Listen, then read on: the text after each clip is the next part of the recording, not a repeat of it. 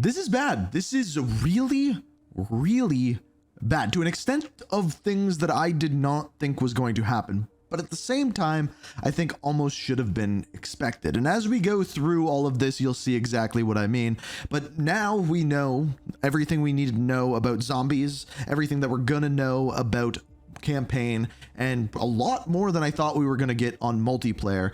And all of the information to come out of Gamescom about Black Ops 7 has been put forward, and the sentiment and community reaction around this entire thing is over 150,000 dislikes to about 35,000 likes.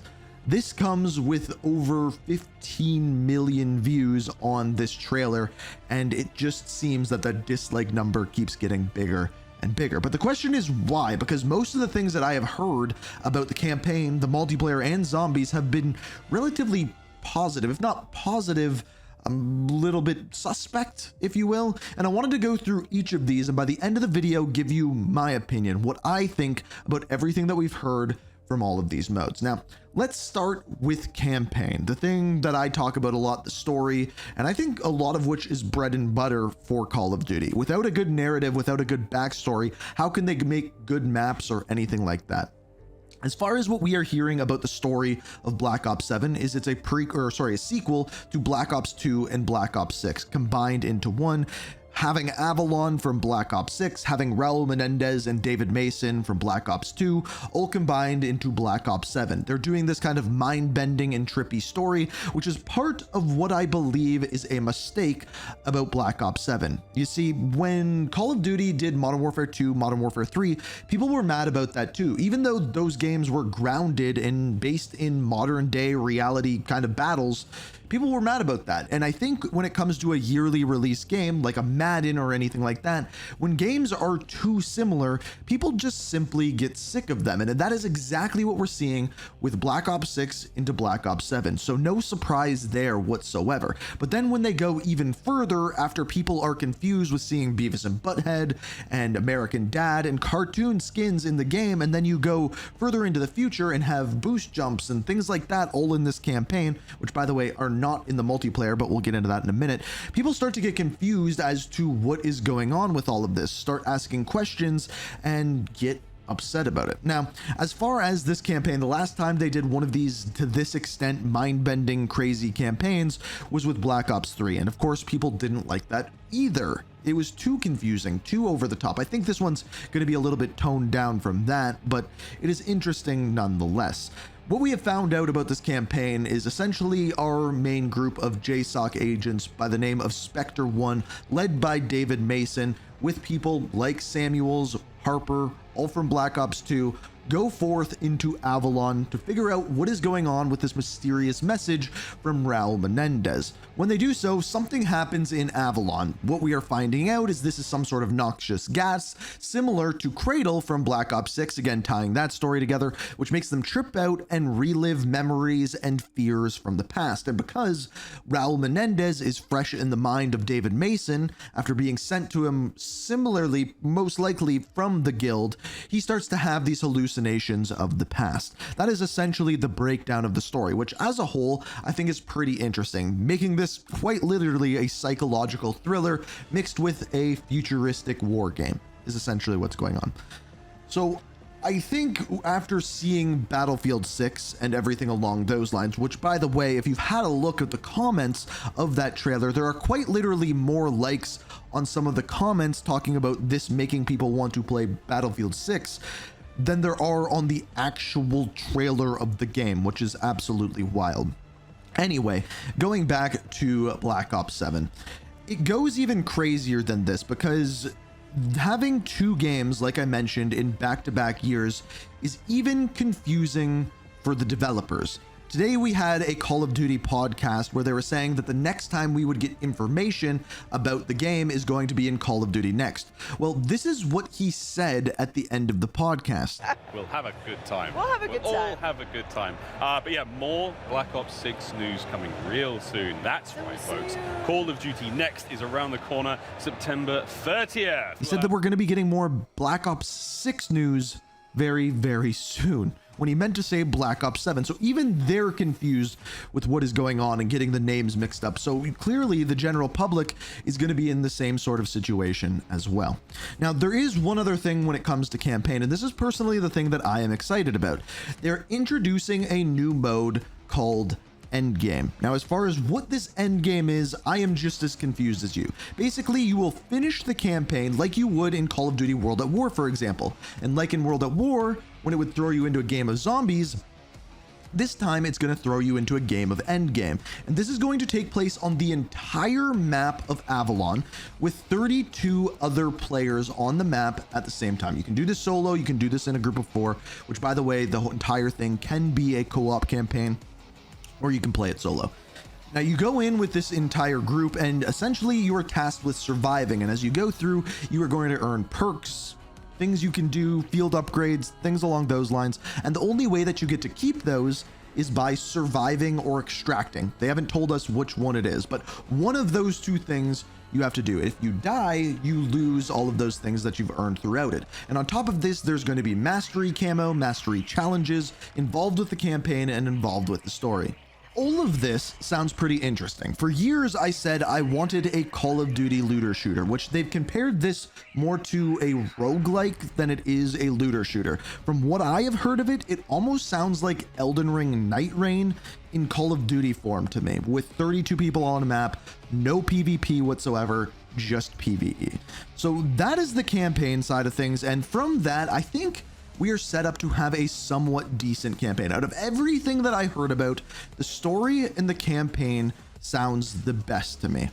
After this, we have zombies. Now, I had to do a little bit more digging to figure out anything about zombies. They really didn't show much whatsoever. Now, they are quite literally continuing the story from Black Ops 6 Zombies, which, by the way, continued the story from Modern Warfare 3 Zombies, which I can definitely see, or Modern Warfare Zombies, whatever you wanted to call it, which I can see people being frustrated with, making it feel more like a DLC. And on top of that, some of the people who went to go see the game early, which, by the way, I was invited to, I just unfortunately had some family things come up. I wasn't able to go. There was a death in the family, so I had to stay with family. Apparently, all of the systems that are currently in Black Ops 6 will be carried forward into Black Ops 7. So I don't know if that means all of your augments and everything like that that you've unlocked for Black Ops 6 Zombies will also be subsequently unlocked with Black Ops 7 Zombies.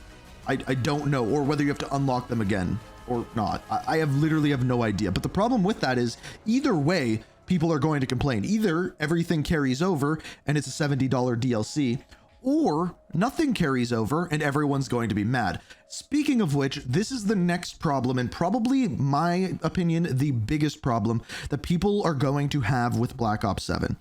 Yesterday, they announced that carry forward content was indeed going to happen. This is the tweet right here. Carry forward is coming in Black Ops 7. Black Ops 7 will feature the ability to utilize a variety of content from Black Ops 6. Here's what to expect. Checkmark 1. Black Ops 6 XP tokens and gobblegums will carry forward at launch of day 1. That I am fine with. The second part, Black Ops 6 weapons, operators, and operator skins will arrive at the start of season 1 with some exceptions. Those exceptions are just items that will not be in the game. So for example, if there's a cluster grenade in Black Ops 6, the frag grenade skins might not carry over, things like that. My response to this was remove the second check mark, because then skins wouldn't be carried forward. The problem with this is there's a bunch of people that want this. Someone said, brain dead, I paid for that shit, let me use it. What are we doing at this point? Okay, guess what? I paid for the DLC back in Black Ops 2. I didn't expect the Peacekeeper or any of the bacon skins to be carried over into the next Call of Duty game, the next Black Ops game, or anything in between.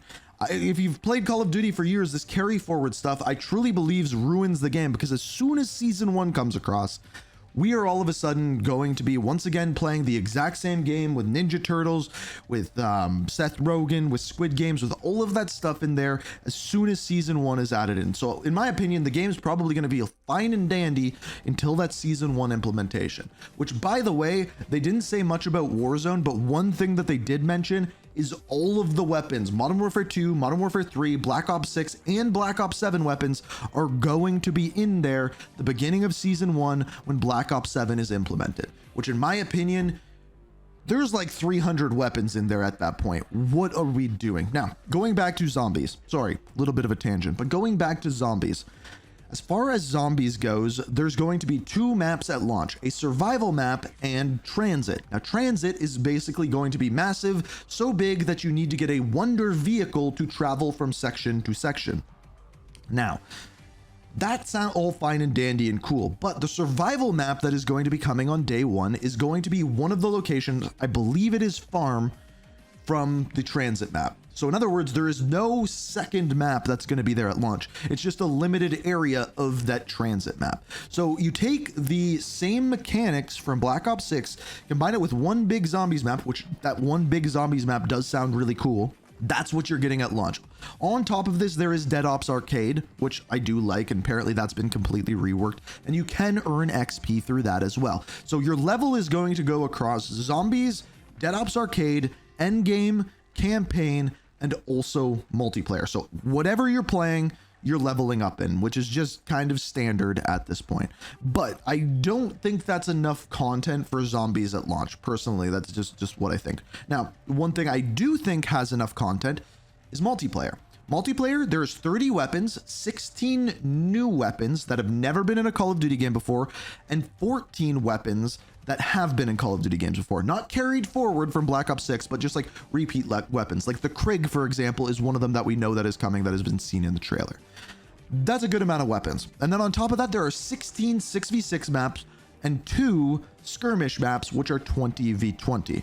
So a lot of multiplayer maps, which is good because the multiplayer maps in Black Ops 6 really sucked. They talked about that. They said those are getting better. As far as movement goes, movement is going to have Omni movement with no tack sprint. However, you can have it with a perk, and a new system called wall jumps, where basically if you're running at a wall, you can jump into the wall and then jump off of the wall. It's essentially a very short distance wall run. Now, all what we're hearing there, no doors, a new create a class system, overclocking items like score streaks and grenades, which is essentially augments on those. So as you level up a score streak in Black Ops 6, you just get a silver, a bronze, and a gold medal.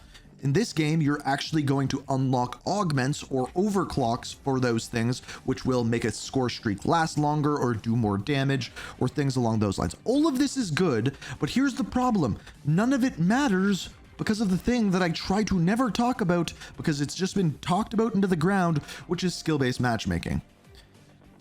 I truly believe the only way they can get the sentiment of the community back on the side of Call of Duty is for them to come out and say, we are removing, or at the very least reducing, skill-based matchmaking in Black Ops 7. Because with everything that they're adding to the game, it all sounds fun. Everything we just talked about sounds fun. But you know what doesn't sound fun? Everyone butt sliding around the maps, jumping off of every single wall, sliding everywhere, and then Timmy over there gets to at least enjoy the game because not everyone is cracked out of their mind, snorting G Fuel and spinning in circles. That is truly what I believe can get the community sentiment back on the side of Call of Duty. And that's pretty much it. Because if you ask me, as a whole, and there's a much bigger problem, which I'm going to dive into in a second. As a whole, the campaign sounds interesting. Maybe not what people are asking for, maybe not a down-to-earth modern military shooter, but we're not getting that. So for what we're getting, it sounds interesting to me.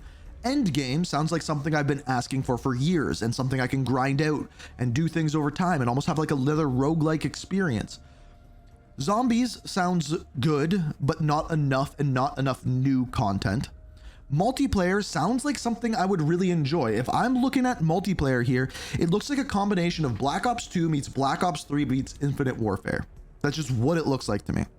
And that's fun to me. I loved Black Ops 3. I loved Black Ops 2. Infinite Warfare was just a worse version of Black Ops 3. So what we're seeing, I like.